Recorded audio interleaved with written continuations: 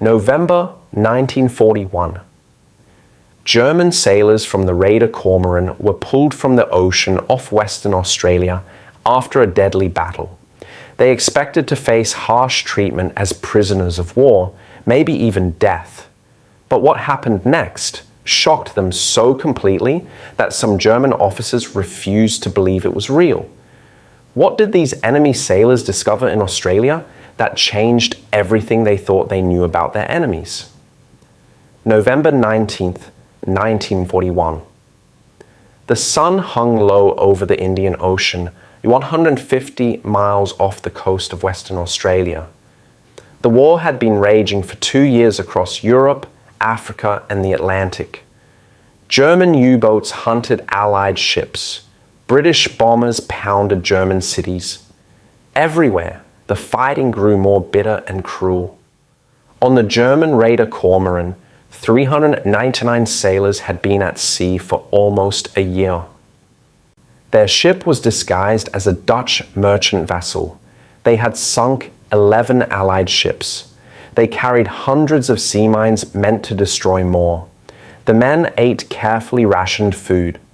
Back home in Germany, their families faced even worse. British warships blocked German ports. German cities received strict food rations. Each person got only small amounts of bread, meat, and butter each week. Children grew thin. Old people went hungry. Life aboard Kormoran was hard but simple. The sailors knew their mission: sink Allied ships, avoid capture, return home. Every man knew that if they were caught, they might face execution. The Allies showed little mercy to raiders who attacked merchant ships. The Geneva Convention was just words on paper. War was brutal and unforgiving. That afternoon, everything changed in 30 terrible minutes. The Australian cruiser HMAS Sydney spotted Kormoran. The German captain tried his disguise, flying Dutch flags and signaling in code.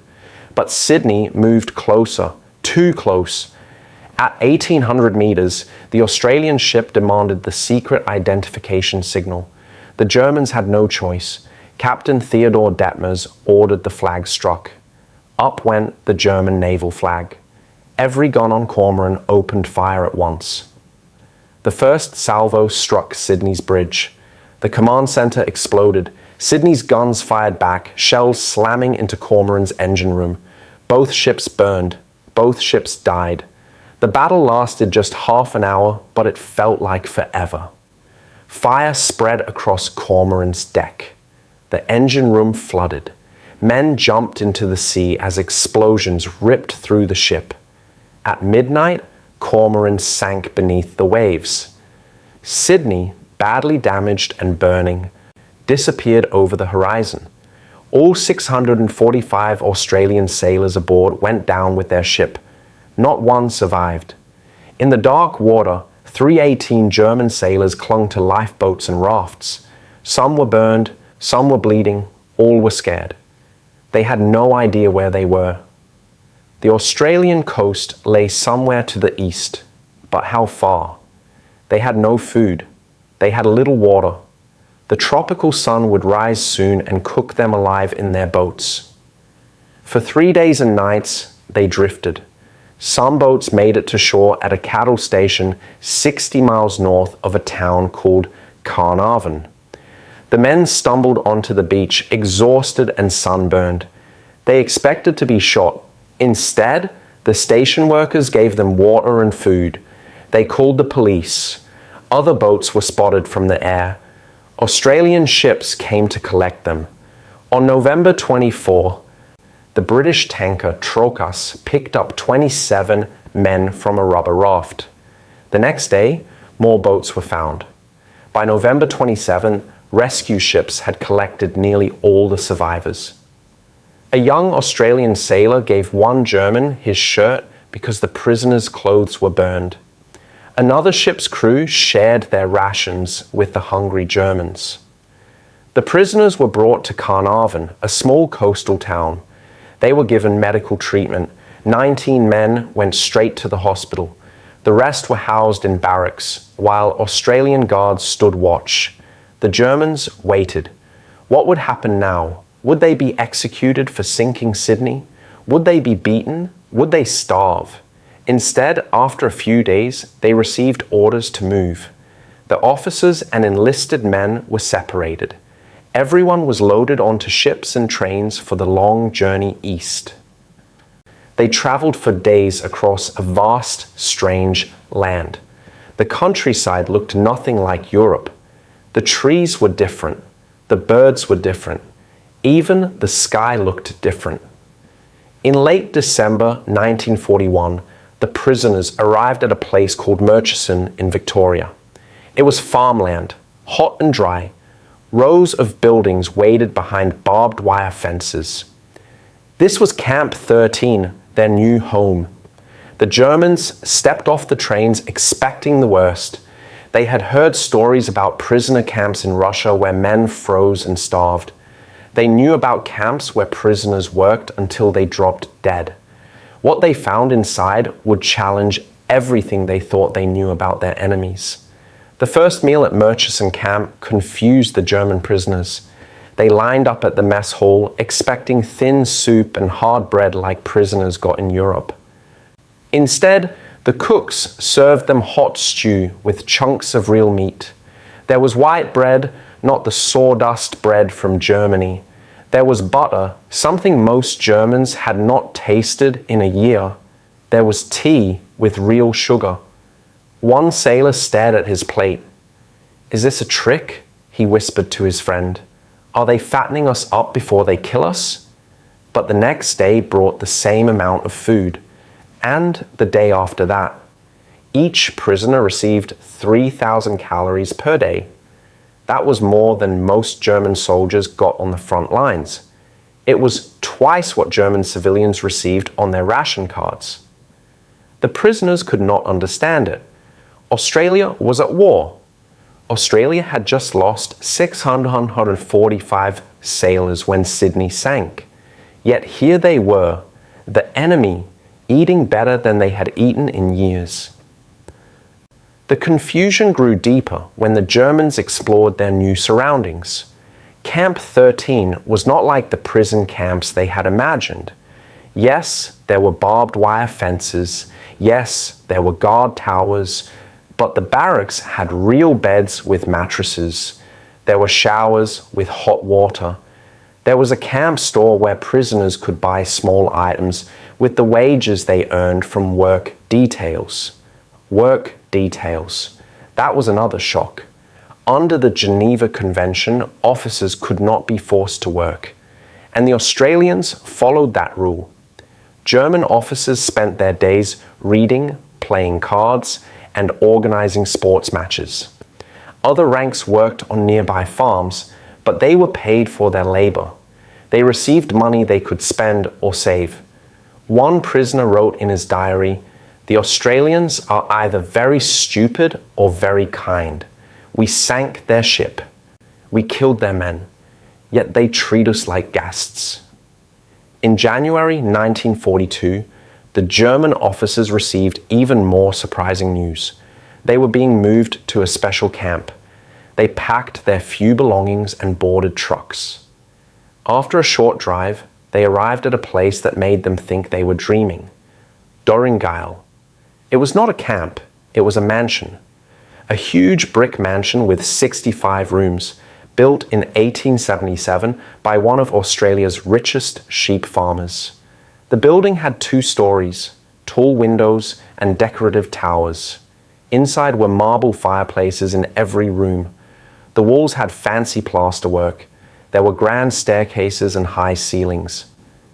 "This cannot be real," said Lieutenant Fritz Krampe, staring up at the building. "This is a palace."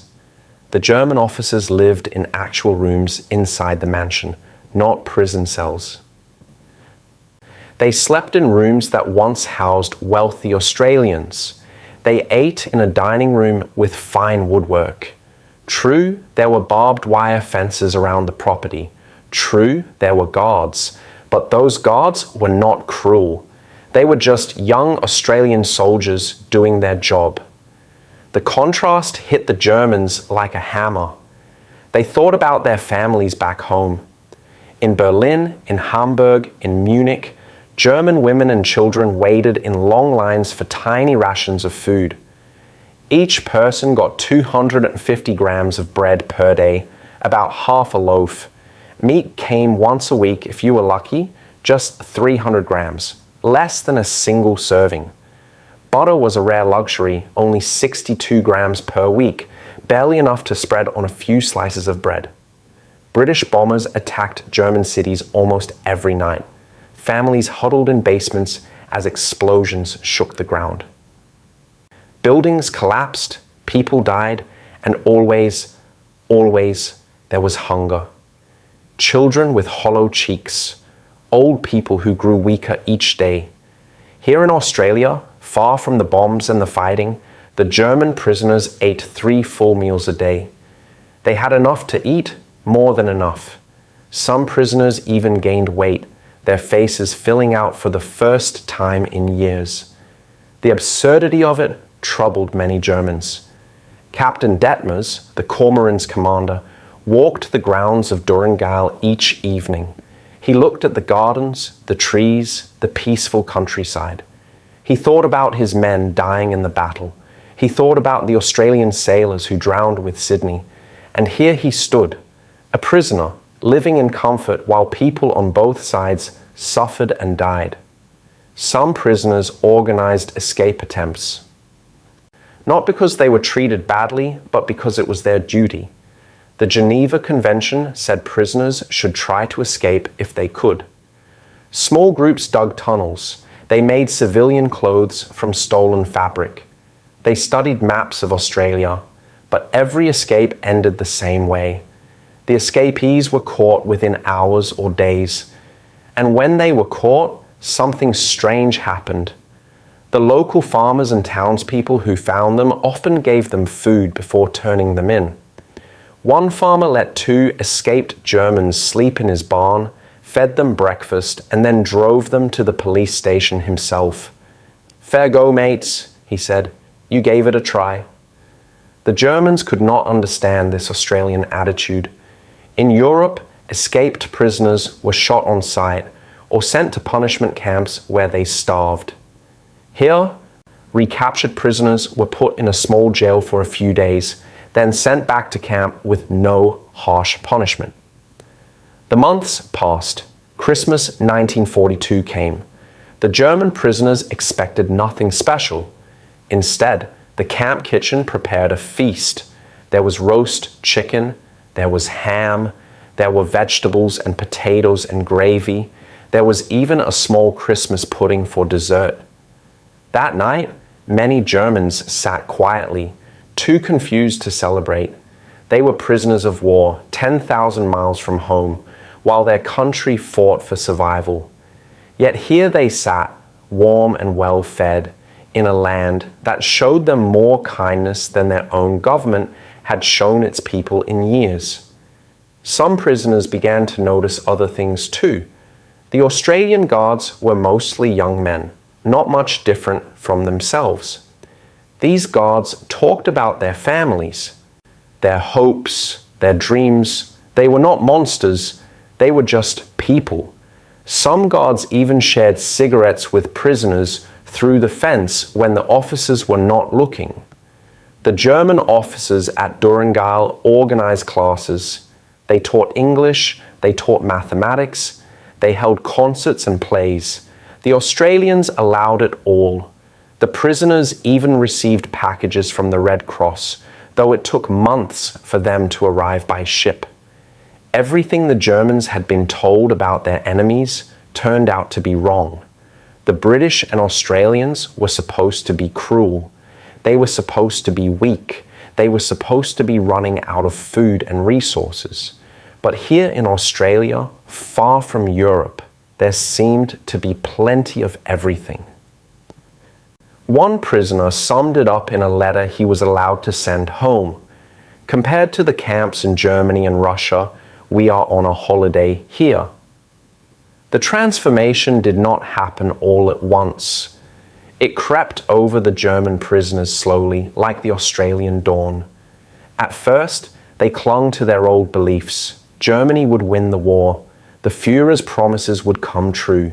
The Allied nations would collapse under the weight of Germany's might. But as 1942 turned into 1943, and 1943 turned into 1944, those beliefs cracked. Letters from home arrived months late, if they arrived at all. When they did come, the news was bad. More cities bombed, more food shortages, more death. The prisoners learned about the battles at Stalingrad and El Alamein. They learned about Allied victories in North Africa. They learned about the invasion of Italy. And all the while, they continued to live in relative comfort at Murchison and Durangtal. They ate well. They stayed healthy. They were safe from bombs and bullets. The contradiction became impossible to ignore. For Captain Detmers, the breaking point came on a quiet afternoon in March 1943. He sat in the library at Durangtal reading a book. The room had tall windows that let in bright sunlight. Outside, Australian birds sang in the trees. The pastoral scene looked like a painting. It was so peaceful, so normal, so far removed from war. Detmers thought about his wife and children in Germany. He had not seen them in over 2 years. He did not know if they were alive or dead. His last letter from home was 6 months old. In it, his wife described waiting 3 hours in line for a loaf of bread, only to be told the bakery had run out. His daughter was sick, but could not see a doctor because all the doctors were with the military. His son, only 15 years old, was being trained to join the Hitler Youth combat units. Here sat Detmers in a mansion, reading a book, with a full stomach and a warm bed waiting for him upstairs. The injustice of it burned in his chest, not the injustice of his captivity, the injustice of the lie he had believed, the lie he had helped spread. Germany was not the superior nation. Germany was not the strongest power. Germany was losing, had been losing, because the Nazi dream was built on cruelty and conquest. The Allies, for all their faults, understood something Germany had forgotten. They understood that treating people with basic human dignity was not weakness. It was strength. Other prisoners came to similar realizations, each in their own way. Lieutenant Krompe realized it while working in the camp garden. An Australian guard asked him about his family. Just a simple question. "You got kids, mate?" The guard was not interrogating him. The guard was just talking, human to human. Krompe broke down and cried. He had not talked about his children in 2 years. The guard sat with him, quiet and kind, until Krompe could speak again. A young sailor named Johann Meyer realized it at Christmas 1944. The camp held a small celebration. The German prisoners sang carols. Silent Night echoed across the Australian countryside, the same song sung in German cities being bombed that very night. After the singing ended, an Australian guard approached Meyer. "Beautiful song," the guard said. "My mum used to sing that when I was little. She's German, came here in 1920. She misses the old country something terrible." Meyer stared at him. "Your mother is German?" "Yeah, mate. Lots of Germans in Australia. Good people. It's a shame about all this." The guard gestured vaguely, meaning the war, the camps, the whole terrible situation. In that moment, Meyer understood. The war was not about good people versus bad people. It was about bad ideas that divided good people and made them kill each other. And some of the worst ideas had come from Germany. The prisoners began talking among themselves, quietly at first. They discussed what they would tell people after the war ended. They discussed what they had learned. They discussed the propaganda they had believed and how different reality turned out to be. Some prisoners remained loyal Nazis. They insisted Germany would still win. They insisted the soft treatment was a trick. They insisted everything would make sense once Germany achieved victory. These men became isolated, sitting alone in the mess hall, arguing with anyone who questioned the party line. But most prisoners changed. They did not become anti-German. They became anti-war. They became anti-lies. They became skeptical of anyone who promised easy answers and glorious victories. The Australian Guards noticed the change. One guard named Jack Morrison later wrote in his memoirs, "Around 1944, you could see it in their eyes. The fight went out of them. Not because we broke them, because they broke themselves.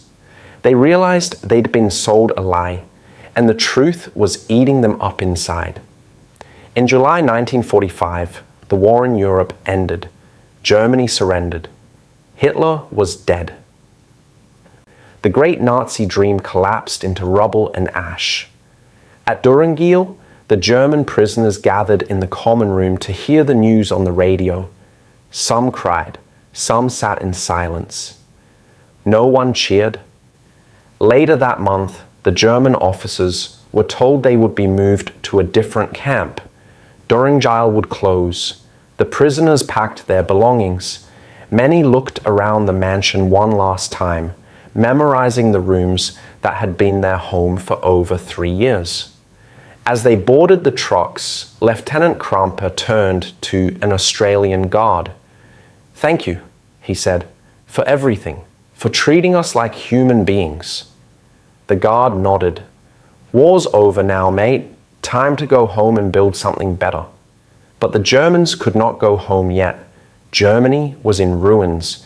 There was no government, no order, no way to care for thousands of returning prisoners. So they stayed in Australia, waiting as 1945 became 1946 and 1946 became 1947. During those years, some prisoners were allowed to work on local farms for wages. They lived in small camps or hostels. They saw more of Australia.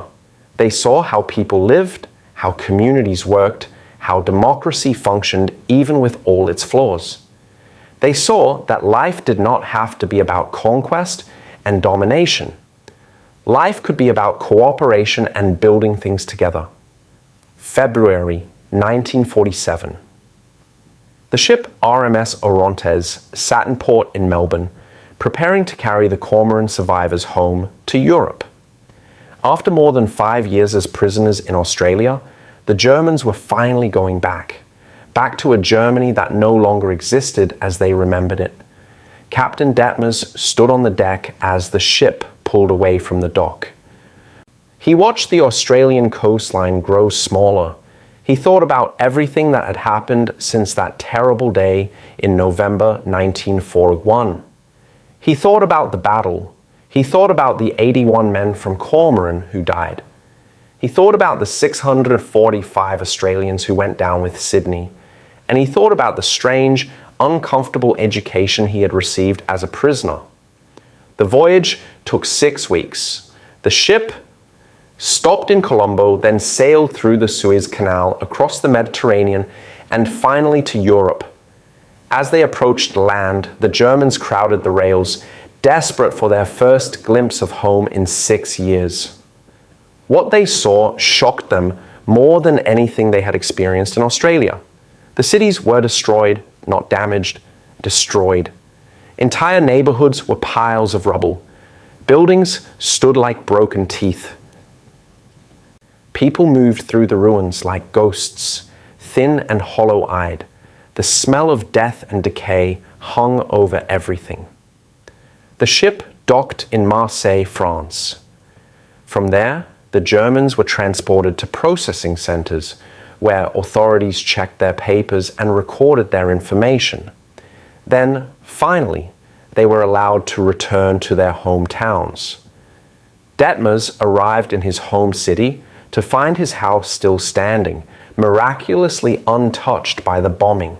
But the neighborhood around it was gone. His wife and children had survived, living on almost nothing for the past 3 years. They hugged him and cried. Then they sat down to talk, and Detmers realized the gulf that had opened between them. He tried to explain Australia. He tried to describe living in a mansion as a prisoner. He tried to explain how the Australians had treated them with basic human dignity. His wife listened, but her face remained hard and suspicious. "While you were living well," she said quietly, "we were starving. While you had 3 meals a day, I boiled potato peels to feed our children. While you slept in comfort, we hid in the basement during bombing raids." Detmers had no answer for that. The guilt cut deeper than any wound from the battle. He had survived. He had been safe. He had been relatively comfortable. While Germany burned, he had been out of reach. But over the following weeks, something else emerged in their conversations. His wife asked what Australia was like. Really like. Not the propaganda version, the real version. Detmers told her about the farms and the cities. He told her about the democracy. He told her about people from dozens of countries living together, mostly in peace. He told her about guards who treated prisoners like human beings. He told her about farmers who gave escaped prisoners food before turning them in. "Why would they do that?" his wife asked. "We were the enemy." "Because," Detmers said slowly, working through thoughts he had spent years developing, "they understood something we forgot. They understood that even enemies are still people. They understood that cruelty does not make you strong. It makes you weak." Other Kormoran survivors had similar experiences. They returned to broken Germany and tried to explain Australia to people who could not understand. How could a place at war treat prisoners so well? How could the enemy show more kindness than their own government? The stories seemed impossible to people who had lived through the hell of Nazi Germany. Lieutenant Kramper settled in Hamburg, finding work as a clerk in one of the few offices still standing. He walked through his city every day, past ruins and mass graves, past children begging for food, past women searching rubble for anything useful. And every day he remembered Australia. He remembered the food, the safety, the basic respect. He began talking to other veterans, men who had fought on the Eastern Front or in North Africa. They shared their stories of brutal combat and terrible losses. When Kramper told them about his time as a prisoner in Australia, some refused to believe him. Others grew angry, feeling betrayed by his comfortable war. But a few understood. A few recognized what Kramper was really saying. The Nazis had lied to them. The Allied nations were not weak or cruel. Germany had not been fighting for survival. Germany had been fighting for conquest. And they had lost, deservedly lost, because their cause was built on lies and murder. In 1952, Kramper was able to save enough money to travel. He bought a ticket on a ship to Australia. He returned to Melbourne, then travelled to the area around Murchison. He wanted to see Durangale one more time. He wanted to thank the Australians who had guarded him. The mansion was empty now, abandoned. Kramper stood outside the gates, looking at the place that had been his prison, and, in a strange way, his refuge. An old Australian man walked by, saw Kramper staring at the building, and stopped. "You one of the German blokes?" the man asked. "Yes," Kramper said. "I was here from 1942 to 1945. The old man nodded.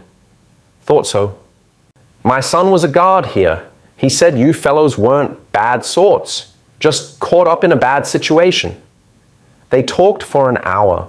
The old man invited Kramper home for tea. His son, the former guard, was there. They shared stories and memories. When it was time to leave, the former guard shook Kramper's hand. "No hard feelings, mate," the guard said. "War's done. Time to move forward. Krampa returned to Germany with a renewed sense of purpose. He became active in rebuilding efforts. He spoke at schools about the dangers of propaganda and blind nationalism. He taught young people about the war from the perspective of someone who had seen both sides. He never glorified his service. He never made excuses for Germany's actions. He simply told the truth about what he had learned. Captain Detmers lived quietly in Germany until his death in 1976. He rarely spoke publicly about the war, but in private conversations with family and friends, he often returned to the same theme. The Australians had shown him and his men more humanity in captivity than the Nazi government had shown its own people in freedom. That lesson, he said, was worth learning, even at such a terrible cost.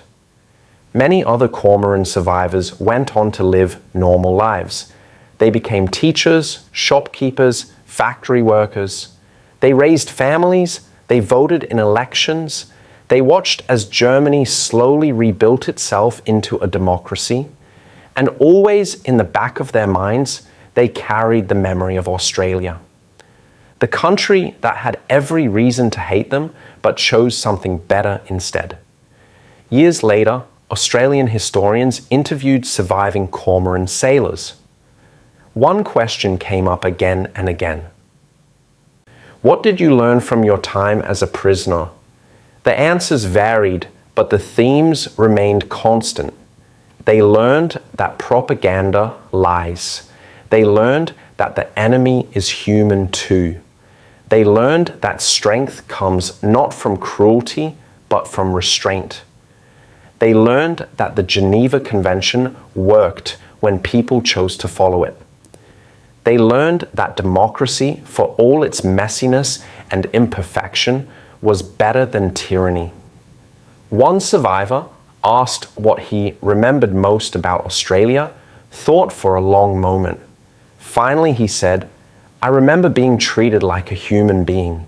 That sounds simple, but after years of Nazi rule, where people were sorted into categories of worthy and unworthy, being treated like just a person was revolutionary.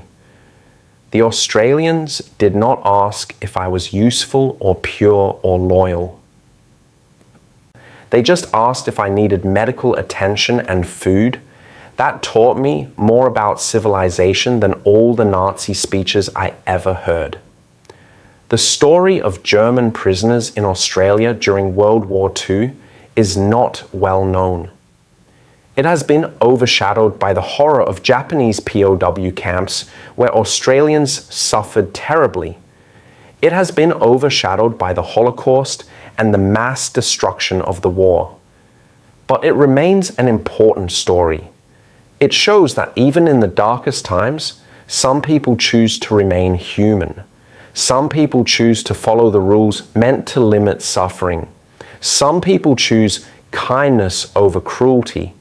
The Kormoran survivors did not ask for sympathy. They knew they had fought for an evil cause. They knew that millions had died because of Nazi aggression.